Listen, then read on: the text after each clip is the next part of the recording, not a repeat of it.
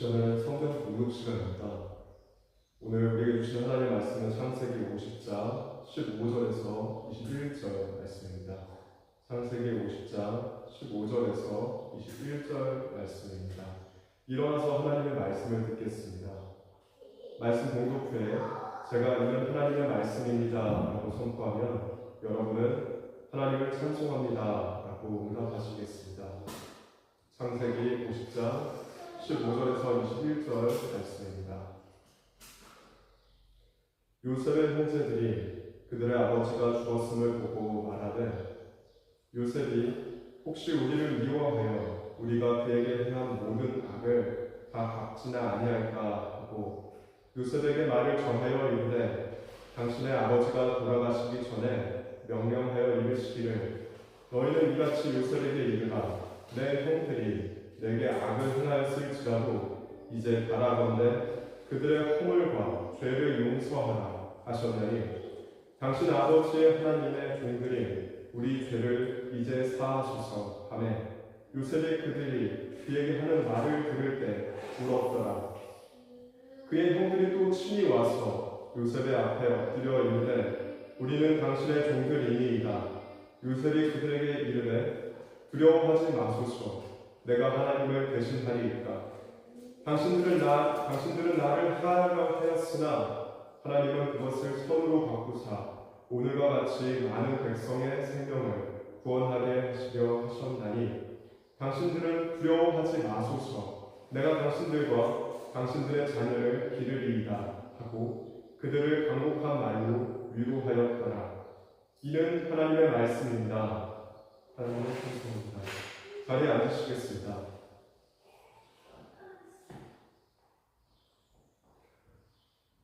오늘 우리에게 주시는 하나님의 말씀은 그 제목은 하나님의 뜻을 아는 사람입니다. 한 이야기가 있습니다. 누가 익명으로 유명 인사들에게 장난 편지를 써서 보낸 이야기인데요. 편지의 내용은 다음과 같았습니다. 당신의 죄가 탄로 났으니 일단 빨리 몸을 피하십시오.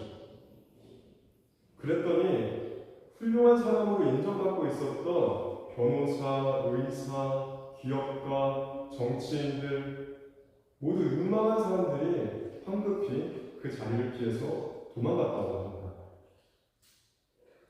이 이야기가 우리에게 하는 교훈은 다른 사람들은 모르지만 나는 알고 있는 나만의 죄가 있다는 것이죠. 나 스스로는 확실히 알고 있는 내가 죄인이구나, 내가 죄를 지었구나라는 걸 확실히 알고 있지만 다른 사람은 아직 모르는 것들이 있다는 겁니다. 그런 죄가 하나만 우리에게 있을까요? 다른 사람이 알면 안 되는 그런 일들이 우리에게 하나만 있을까요? 실제로는 제가 제 자신을 돌아보아도 셀 수 없이 많은 그런 허물과 잘못이 있었음을 깨닫습니다. 만약에 누군가가 제가 저지른 모든 죄를 낱낱이 다 알고 있다면 그럼 너무나 무섭고 두려울 것 같아요.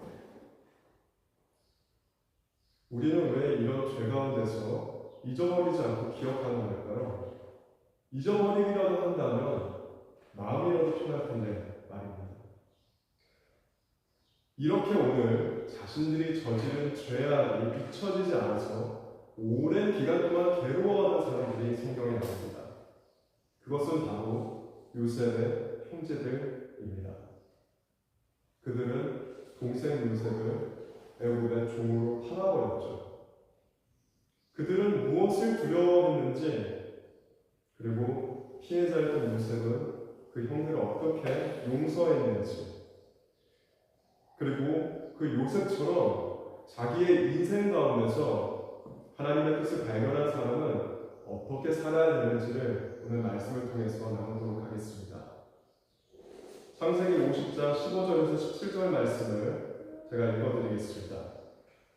요셉의 형제들이 그들의 아버지가 죽었음을 보고 말하되 요셉이 혹시 우리를 미워하여 우리가 그에게 행한 모든 악을 다 갚지나 아니할까 하고 요셉에게 말을 전하여 이르되 당신의 아버지가 돌아가시기 전에 명령하여 이르시기를 너희는 이같이 요셉에게 이르라 내 형들이 내게 악을 행하였을지라도 이제 바라보되 그들의 허물과 죄를 용서하라 하셨나니 당신 아버지의 하나님의 종들이 우리 죄를 이제 용서하소서 하네 요셉이 그들이 그에게 하는 말을 들을 때 울었더라. 조금 전에 그 요셉의 아버지 야곱이 죽었습니다. 아버지가 돌아가시니까 형제들이 이제 걱정을 하기 시작해요. 자신들의 죄가 생각나는 겁니다. 내가 요셉을 팔았었는데 아버지가 계셨었을 때는 괜찮았어요. 보호받고 있었으니까 든든하게 보호받는다고 생각했는데 그래도 아버지가 계시니까 우리를 어떻게 못할 거야 라는 그 마음이 형제들한테 있었는데 그 보호자가 이제 없어진 겁니다. 아버지가 돌아가셨어요. 형제들이 이제 불안해집니다. 두려워졌어요. 자신들이 고향을 떠나 애굽으로 왔기 때문에 도망갈 수도 없고 피할 수도 없는 그런 괴로운 상황을 맞이한 거죠. 이 형제들은 너무나 괴로운 상황인 겁니다. 안타깝지만 이것이 이 가족에게 처음이었던 상황은 아니었습니다. 예전에도 이런 일이 있었어요. 그 아버지가 그 형 에서의 장자권을 빼앗아 도망갔었을 때 외삼촌 집까지 도망갔었던 일이 있었죠. 그때 에서는 이렇게 마음 먹었었거든요. 저 야곱이 나를 속이고 장자권을 탈취해 갔으니까 이제 아버지가 조금 있으면 돌아가셔서 복할 텐데 그때 내가 야곱을 죽여야 되겠다 라는 마음을 가지고 있었거든요. 그 아버지의 모습을 형제들이 계속 봤어요. 아버지가 외삼촌네 집에 와서 열심히 일하면서 살 때 그 아버지가 그 형을 얼마나 무서워했는지 그리고 고향을 되돌아갈 때 자신과 부모와 어머니와 그 모든 재물들을 다 먼저 보내고 아버지 혼자 남아서 기도했던 것을 그 형제들은 다 알고 있었습니다. 그래서 그들은 아버지와 똑같은 걱정을 가지고 있는 겁니다. 아버지가 돌아가셨어요. 이제 큰일 났다. 좋은 날이 이제 다 지나갔구나. 복수의 시간이 온 거 아닐까? 아버지가 돌아가셨으니 이제는 우리는 이제 죽을지도 모르겠다. 형제들이 그런 생각을 하는 겁니다. 이처럼 사람들이 저지른 죄는 시간이 지나도 여전히 사람들을 괴롭힙니다. 큰 구속력이 있어요. 그래서 예수님은 우리에게 이렇게 말씀하셨습니다. 요한복음 8장 34절 말씀입니다. 예수께서 대답하시되 진실로 진실로 너희에게 이르노니 죄를 범하는 자마다 죄의 종이라. 이처럼 죄는 무서운 힘이 있는 겁니다. 그래서 지금 형제들은 이 저지른 죄 때문에 두려움 가운데 빠져 있는 것입니다. 근데 그거 아십니까? 성경에는 요셉이 형제들한테 복수하겠다라고 마음먹은 구절이 단 한 줄도 없습니다. 나한테 어떻게 이럴 수가 있어? 형들이 나를 어떻게 종으로 팔아버렸지?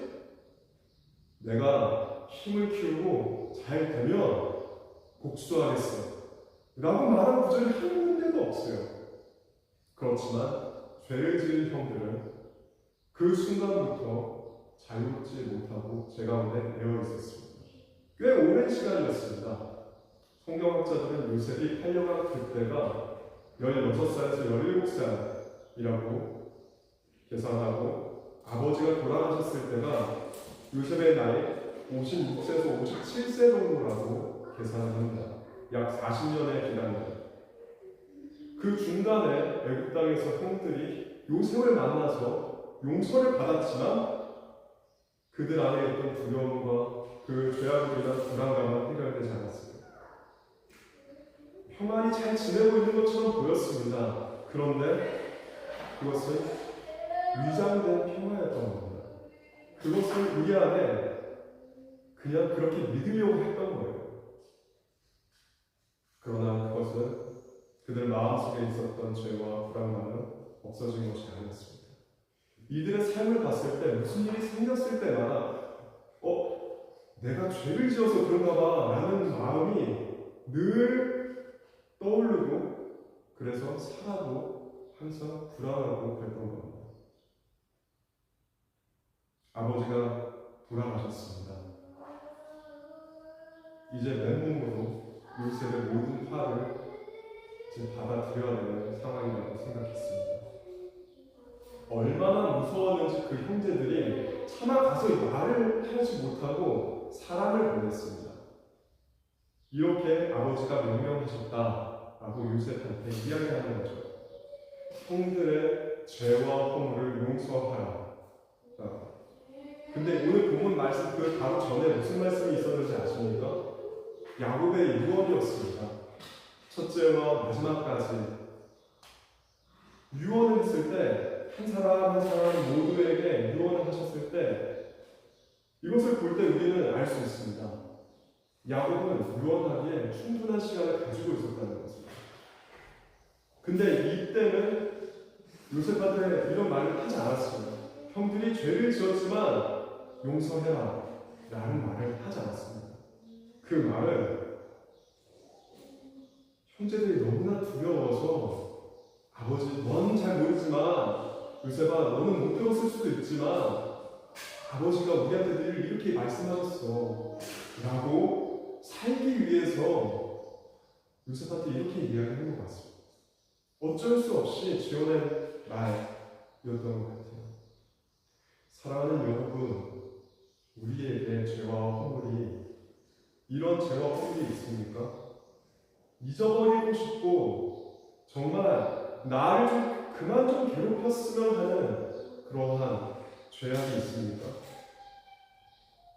여러분을 지금 자유롭게 하지 못하는 그것들, 그 괴로움이 여러분을 갉아먹을 때가 있을 겁니다. 우리가 그 가운데 죽어가고 그 죄로 인해서 하나님과의 관계가 끊어졌습니다. 우리의 아픔과 그 괴로움 가운데 우리가 사랑에서 쓰러져 있을 때 우리보다 더 아파하셨던 분이 계십니다. 그분이 우리를 지으신 아버지 하나님이십니다. 그분이 우리를 보시고 너무나 괴로워하시고 아파하시고 이 문제를 해결해 주시려 우리가 아담이 죄를 지었던 그 순간부터 구원의 길을 준비하셨습니다.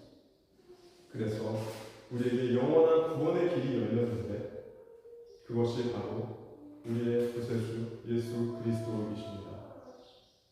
이분은 영원하신 하나님으로 영원히 우리와 함께 하시는 분입니다. 이분이 우리를 위해서 이 땅에 오셨습니다. 죄 없으신 그분이 우리의 죄를 다 대신 지고 십자가에 달려 죽으셨습니다. 우리가 그 죄 가운데 괴로워하고 죽어가는 것을 두지 못하시고 우리를 위해서 십자가에 죽기까지 하셨습니다. 우리는 그 예수 그리스도의 사랑을 믿는 겁니다. 우리를 사랑하신 하나님 아버지의 사랑을 우리는 믿고 그 가운데 우리는 죄의 결과로부터 자유하게 됩니다.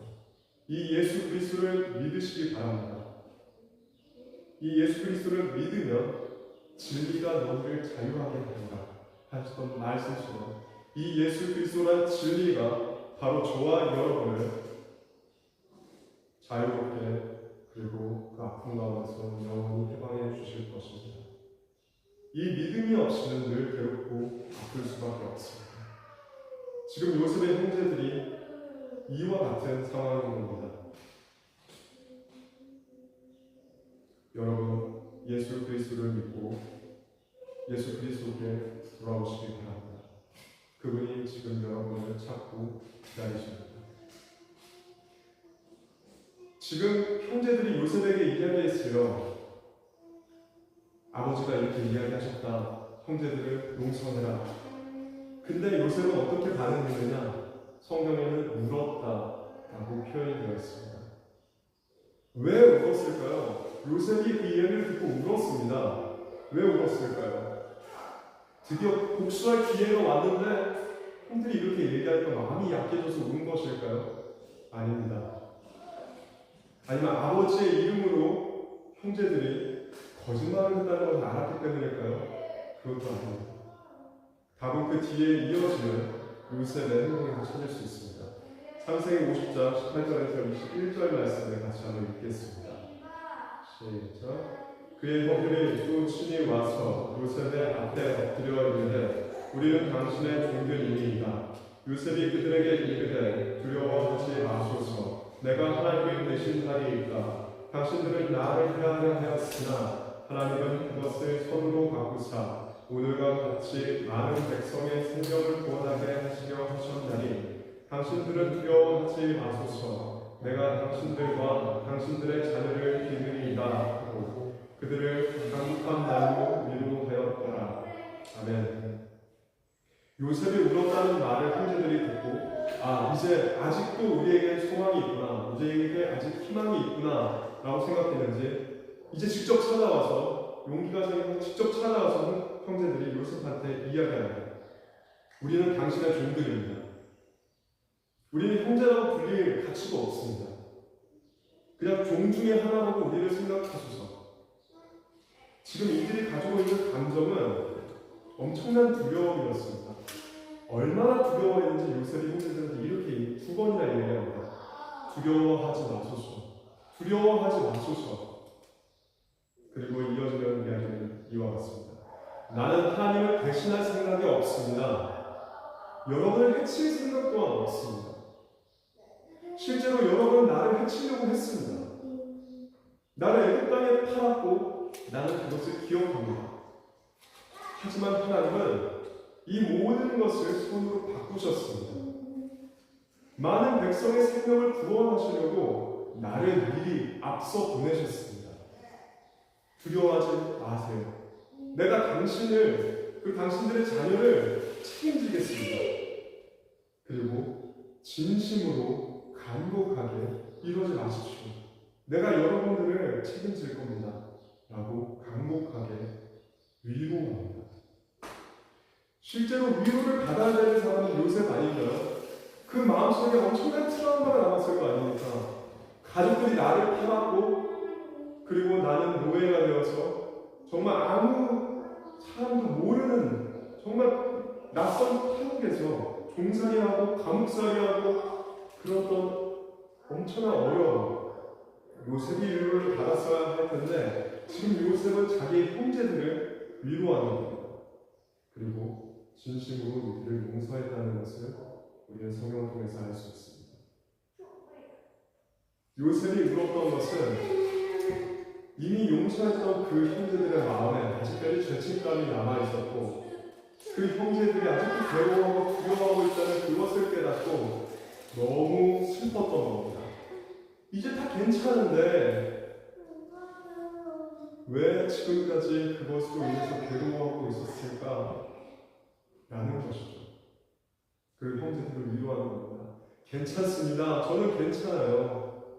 여러분 두려워하지 마십시오. 하나님이 하신 겁니다. 하나님이 하신 겁니다. 하나님의 뜻을 여러분 기억하시기 바랍니다. 사랑하는 여러분, 요셉은 하나님의 사랑입니다. 하나님의 뜻을 알고 있는 사람입니다. 그래서 그 요셉은 하나님이 자기를 어떻게 이끄셨는지, 자기 인생을 어떻게 이끄셨는지 너무나 잘 알고 있습니다. 그래서 형제들의 죄책감을 끄집어내지 않고 잘못들을 들추지 않습니다. 오히려 위로하고 구원의 역사, 하나님의 역사를 전합니다.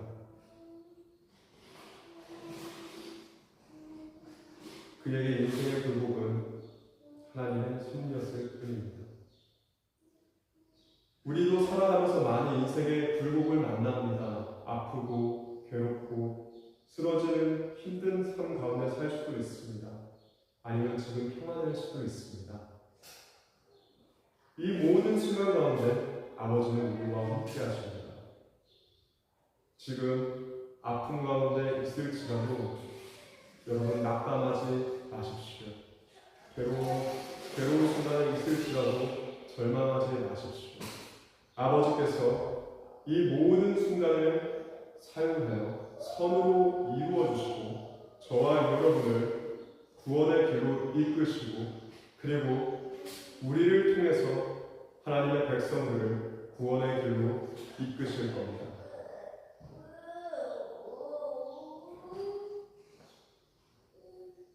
하나님의 뜻을 깨닫는 저와 여러분이 되었으면 좋겠습니다. 우리가 하나님의 뜻 가운데 모든 우리의 삶이 협력하여 선을 이룬다는 것을 믿으며 용서하고 사랑하고 그렇게 사는 베를린 가나안 교회가 되기를 주님의 이름으로 기원합니다. 기도하시겠습니다. 아버지 하나님, 오늘 요셉의 삶을 통해서 죄의 무서움과 그리고 우리를 구원하시는 예수 그리스도의 그 십자가와 그 사랑과 모든 일에 협력하여 선을 이루시는 주님의 역사를 들었습니다. 이 말씀 가운데서 우리가 하나님의 뜻을 발견하고 원수를 사랑하고 용서하고 그리고 하나님 나라를 이 땅 가운데 세워가는 베를린 가나안 교회가 되게 하여 주옵소서. 아버지께서 우리를 이처럼 인도해 주실 것 믿고 감사드리며 예수님의 이름으로 기도합니다.